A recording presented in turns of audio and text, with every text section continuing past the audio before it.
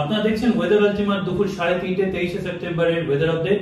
এই বুলেটিনে আমরা যেটা মেন ডিসকাস করব সেটা হচ্ছে যে লাস্ট 24 ঘন্টা এমন কি ঘটেছিল কলকাতার উপরে যে প্রায় অনেক জায়গাতেই 300 মিলিমিটার মতন বৃষ্টি আমরা এক্সপেরিয়েন্স করেছি এবং আগামী কদিন যে পূর্বাভাস কিরকম থাকতে চলেছে আবহাওয়ার কলকাতা এবং তার সংলগ্ন এলাকায়। প্রথমে দেখে নিচ্ছি যে কাল দুপুর বেলায় থেকে কিন্তু একটা মেঘের আনাগোনা ছিল, কিন্তু একটা পলিউশনের যে বাবল কলকাতার উপরে থাকার দরুন ওই সিস্টেমটা অতটা এফেক্টিভ হতে পারেনি।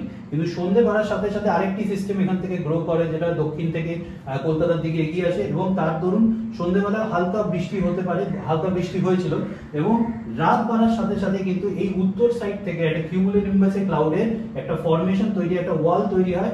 আর এইখান থেকে যে ময়েশ্চার গুলো দক্ষিণবঙ্গ থেকে বা পূর্ব দিক থেকে যে ময়েশ্চার গুলো আসছিল সেটি কিন্তু এখানে এসে জমাট বাঁধতে শুরু করে এবং কলকাতার উপরেও যে ইভাপোরেশন রেটটা ছিল, যেহেতু পলিউশন বাবলটা লাস্ট দুটো সিস্টেমে উইকেন্ড হয়ে ভেঙে গেছিল, এবার এই সিস্টেমটা যে ময়েশ্চারটা থাকে সেটা এখানে মানে অ্যাকুমুলেট হয়, জমা হয় এবং এর দরুন কিন্তু এই যে বৃষ্টির যে পরিমাণ সেটা কিন্তু প্রায় অনেক জায়গাতে 300 মিলিমিটারের কাছাকাছি চলে যায় এবং গড়িয়াতে প্রায় 332 মিলিমিটার যেরকম রেকর্ড করা হয়েছে এবং যত রাত বাড়তে থাকে তার তীব্রতাও বাড়ে।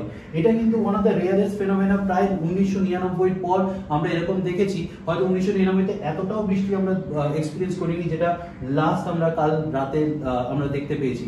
আগামী কয়েকদিনের পূর্বাভাসের যদি কথা বলি, প্রায় নেক্সট 3 দিন বুধবার থেকে শুক্রবার অবধি কিন্তু আবহাওয়ার একটু উন্নতি থাকবে।